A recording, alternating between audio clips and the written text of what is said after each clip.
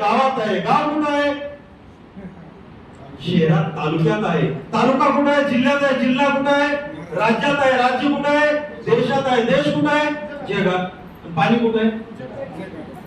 म्हणजे सांगायचं तात्पर्य काय, आपण जर हे केल्याने काय होतं, ते केल्याने काय होतंय, त्याने केले का, याने केले का, म्हणजे सांगायचं तात्पर्य काय, आमच्या लातूर मध्ये गंजगोलाई आहे, कुठून जरी गेलो ना तिथंच येत काय.